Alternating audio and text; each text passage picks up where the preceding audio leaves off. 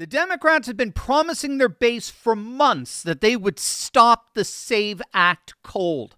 They claimed they had the votes, that the filibuster was an impenetrable wall, that Republicans were divided, disorganized, headed for humiliation on the Senate floor. Well, this week, that Democrat wall is being tested like never before, and there are very clear signs that it's starting to crack.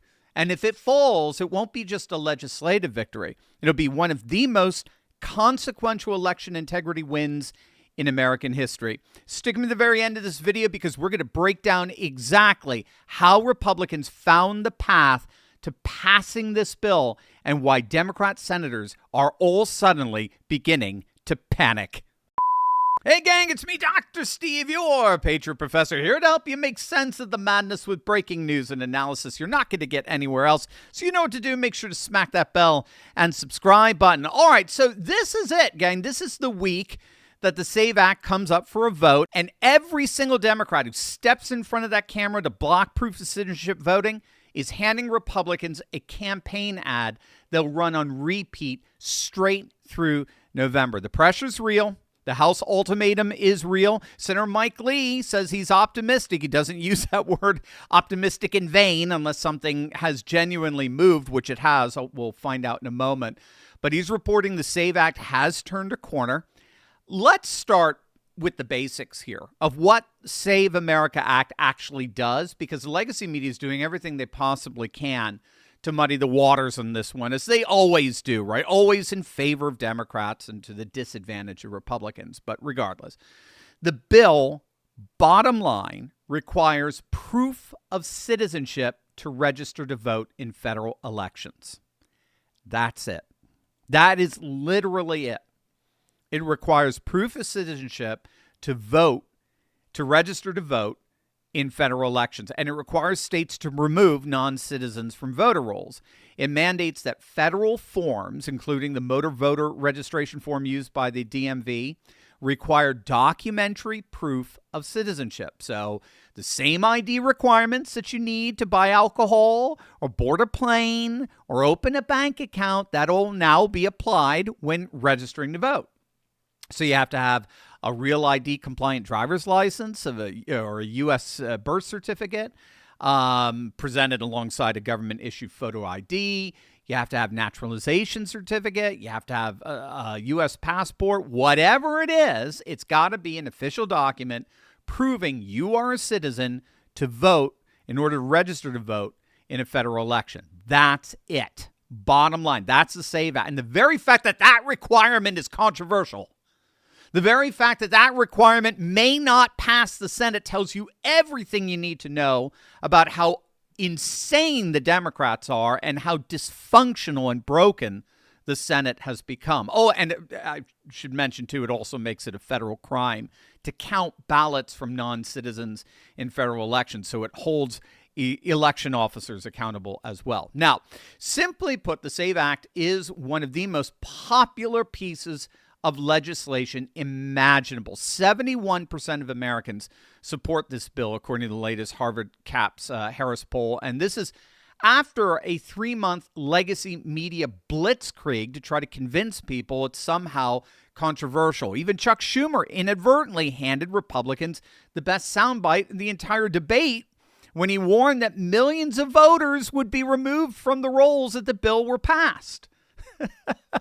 And the MAGA movement basically said, yes, Chuck, exactly. Thank you. That's precisely the point.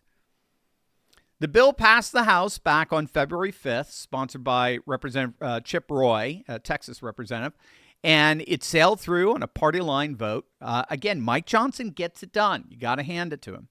But the Senate has been a different story. Majority Leader John Thune has been wrestling with a very real procedural problem.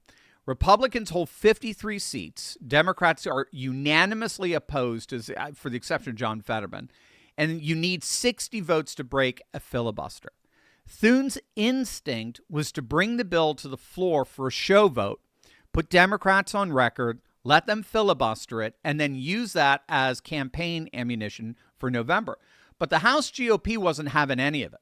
Up to 50 House Republicans, led by Representative Brandon Gill and Representative Anna Paulina Luna, they declared that they would vote against every single Senate-passed bill, including the big, beautiful reconciliation bill, until the Save America Act actually passed into law. Luna warned Thune directly, those are your options. That's it. You got to pass this thing. So that's not a bluff. I mean, when 70% of voters are behind a bill, you stand up for it.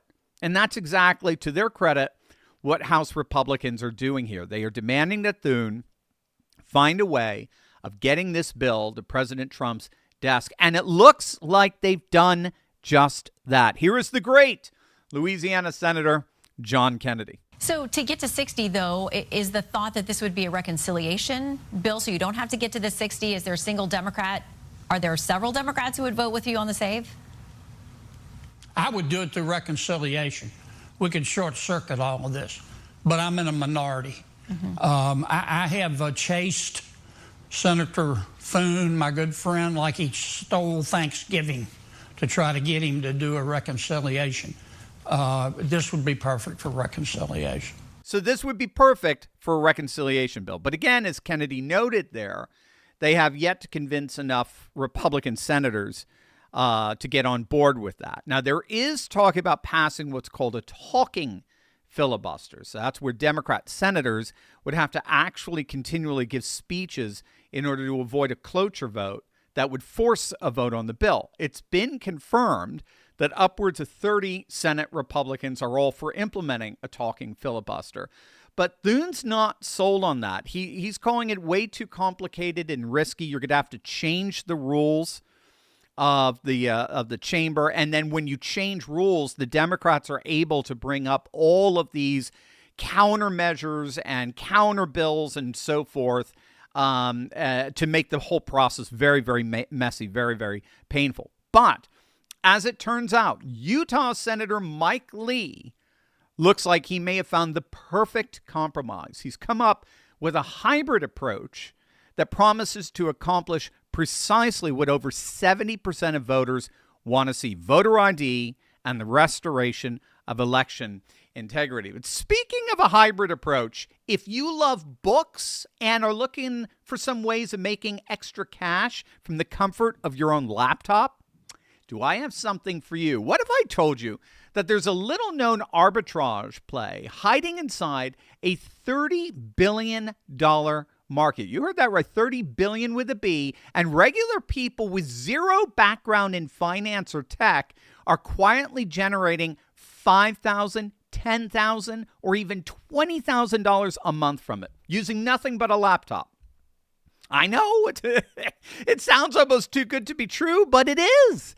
Here's what's actually going on. There's a significant and very real pricing gap in the used book market. The same book can be worth dramatically different amounts depending on where it's listed. And the people who've learned how to spot and exploit that gap are building serious, sustainable income. And what makes this unlike anything else that I've ever come across, you never actually handle a single physical book. No inventory sitting in your garage, no trips to the post office, no physical logistics whatsoever. The whole thing runs from your browser. You identify the opportunity, you make a few clicks, and the fulfillment side is handled entirely by someone else. And I want to be clear, this isn't a side hustle that just pads your grocery budget. This is a real business model that people are running full time right now. Many of them have walked away from their jobs they certainly didn't want to spend the rest of their lives doing. That's why I'm personally hosting a free live training where I'm going to walk you through exactly how this system works, start to finish. No filler, no theory, just the actual mechanics of how to find the opportunities and what to do with them. I've gone deep on this, gang, and I am genuinely excited to show you what I found. Hit the link below or scan the QR code on your screen to grab your free spot right now. This is definitely one you want to show up for. Click on that link below right now. Okay, important update on the Save America Act and the effort to get it passed. Look, I am guardedly optimistic. We've turned kind of a corner. Over the last few days, there's been some uncertainty about exactly what procedure we will be and will not be using. In the end, we've been working closely with Leader Thune and his staff, and they've been great to work with. What we're coming up with is something that I think is best described as a hybrid version of the talking filibuster. But look, let's not get mired down in nomenclature. What matters far more than what we call it is what we do with it. We're going to bring it to the floor. We're going to debate it for an extended period of time before filing cloture. And in my view, at least, I don't want to speak for anyone else, this bill needs to remain on the Senate floor before we file cloture on the bill for as long as it takes to get it done. Now, the fact that Leader Thune and his office have been willing to work with us on this, and they appear open to a variation of that, is a good thing. So let's keep up the momentum. Let's encourage them to continue to do this. Let's put the bill on the floor. Let's make those who want to filibuster speak and keep it on there as long as possible. Thanks so much. All right, so that's Utah Senator Mike Lee, and as you just heard there, he is guardedly optimistic, were his words, saying that the SAVE Act has turned a corner and that he and the Majority Leader, John Thune, have been quietly working together on what he describes as a hybrid version of the talking filibuster. So a traditional talking filibuster means you force Democrats to physically hold the floor, speaking continuously without a break to block the bill. And that requires changing Senate rules, which Thune has been reluctant to do because he's worried his own conference can't hold together under the unlimited amendment barrage from Democrats. But a hybrid approach means the bill lands on the Senate floor for an extended debate before cloture is even filed, giving Democrats, or keeping Democrats, I should say, in the hot seat publicly, forcing them to explain their opposition to a bill supported by 71% of the American people, day after day after day, with cameras rolling, heading into a midterm election.